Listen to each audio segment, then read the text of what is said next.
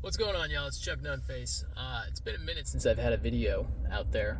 It's just been pretty busy in my personal life, my professional life that is, and just hadn't really had a whole lot of time to sit down and shoot YouTube videos, even though there's been a few things that I've wanted to. One of them is this one right here, and we'll get to that in a second. But real quick, I just wanted to give a thank you to the community. A few weeks back, I put out a link to my GoFundMe on Instagram, not my GoFundMe, my brother's GoFundMe on Instagram, and also here on YouTube. And just a quick background, my brother's been battling cancer for about 8 years, and some of his, he was in a bit of remission for a while, but then he had to get off one of his medications, and his cancer came back, and it came back pretty aggressively. So he's dealing with that, very much so dealing with that still. And I put that GoFundMe link out there, and a lot of people have contributed, and I recognized a lot of your names, and some people I didn't recognize, and some contributed anonymously and everything else. Well, I certainly do appreciate that. Additionally, I want to thank Satu Dave, my friend Satu Dave, Barefoot Bruisers on YouTube, for everything he did. He put up knives and work of his for sale, and he sold a lot, and he raised a bunch of cash that he was able to send to me, and I was able to send directly to my brother. So, Dave, I can't express my gratitude enough. I really do appreciate that. Everybody who bought something from him, and then Dave, for what you did, it just means so much to me, and my brother and his wife and my family. It just means the world. I can't thank you enough, brother. I really do appreciate it.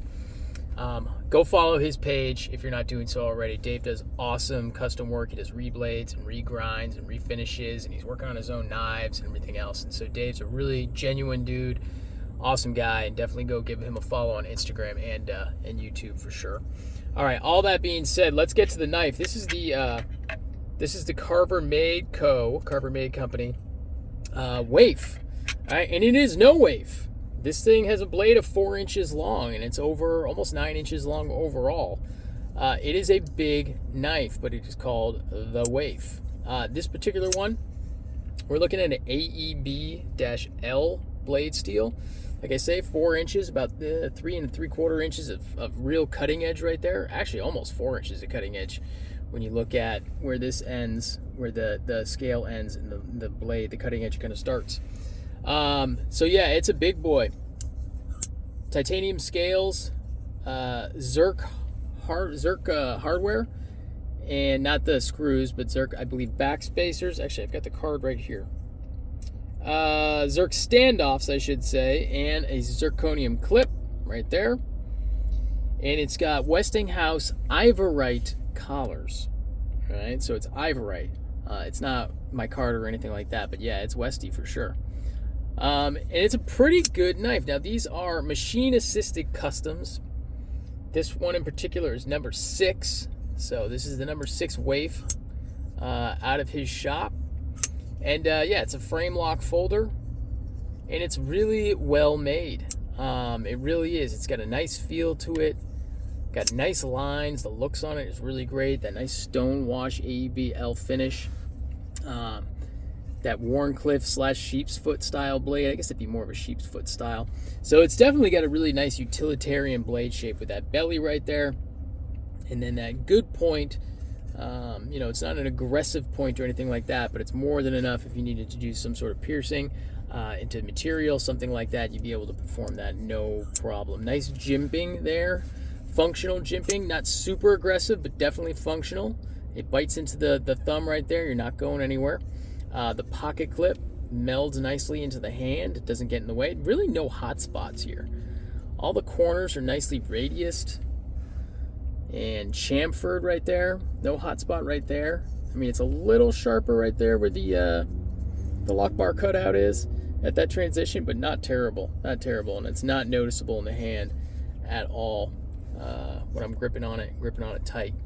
So it's got, yeah, a very substantial grip to it. If you wanted to choke up on a knife like this, you're probably going to have to wrap your finger around that knot right there, so that bulge. So it's not going to be the easiest knife to choke up on and be super comfortable. But it's very comfortable in just a regular hammer grip or saber grip, something like that. It does operate on bearings. I'm not 100% sure what type of bearings he uses. It doesn't say. Yeah, it doesn't say in the build specs, but it's very smooth operation. Drops shut nicely. No blade play or anything like that. That blade is rock solid. It is not going anywhere, and I've taken the tension off the lock bar because that's the way I check blade play, is I take the tension off the lock bar and then I see if I get any movement, if I can manufacture any movement. There's none right there. Good lockup. That'll wear in nicely. No lock bar insert on that. And it's got a pretty stiff detent. Now this knife, one thing I will say right here, it definitely works better as a middle finger flicker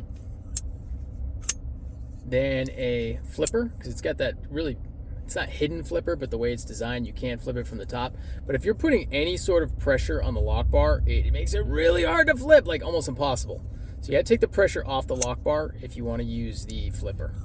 All right, so that's just something to kind of keep in mind. It works great once you take the pressure off the lock bar, no problem.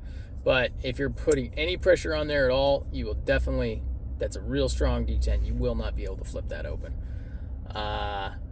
Let's see what else. Yeah, thumb deployment also, but really the most natural is the middle finger flick on this one right here. Definitely the most natural. Yeah, like I say, great action on this.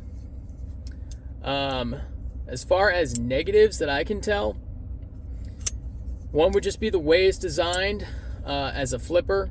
Like I said, we just talked about this. If you have any pressure on that, you're not going to be able to open up on that lock bar. You're not going to really be able to open up the knife. Other than that, the only thing that I would say is something that the maker needs to pay attention to is when you're snugging that blade up and maximizing that blade to handle ratio, you've got to be careful about leaving some exposed blade right there, because that is exposed. It's not terrible.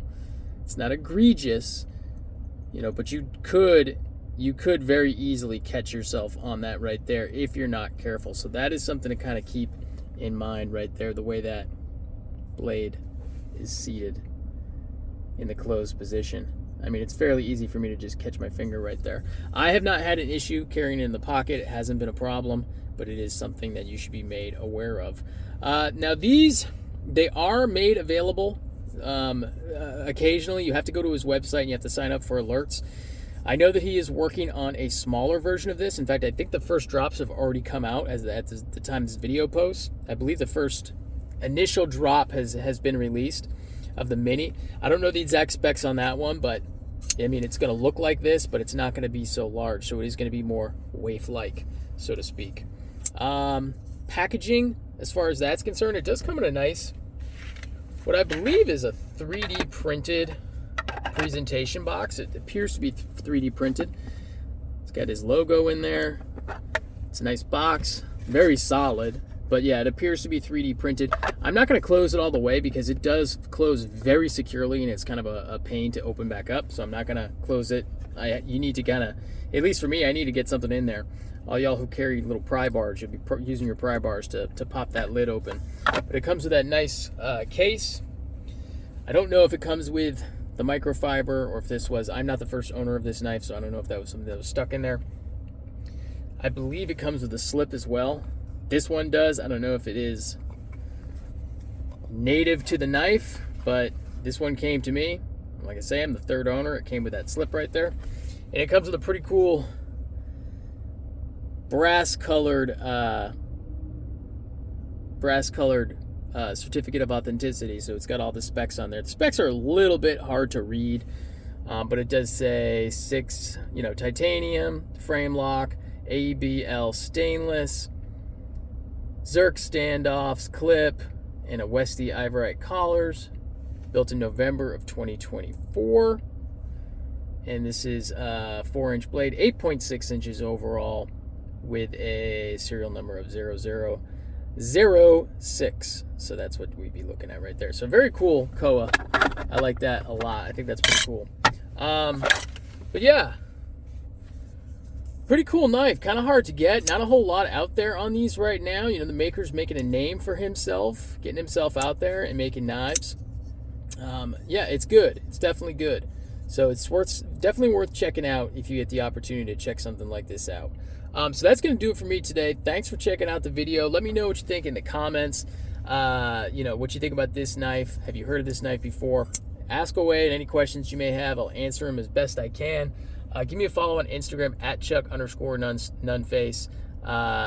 And then, thank you again for everybody who's been thinking about my brother, keeping him in your prayers. And if you contributed financially, thank you so much. It means so much. Thank you, Satu Dave. Thank you, everybody who bought something from Satu Dave. Thank you, everybody who's contributed. But even if you can't contribute, just keeping them in your prayers, that really does mean a lot. The power of prayer does mean something. So that's going to do it for me, y'all. Stay tuned for the next one. Peace.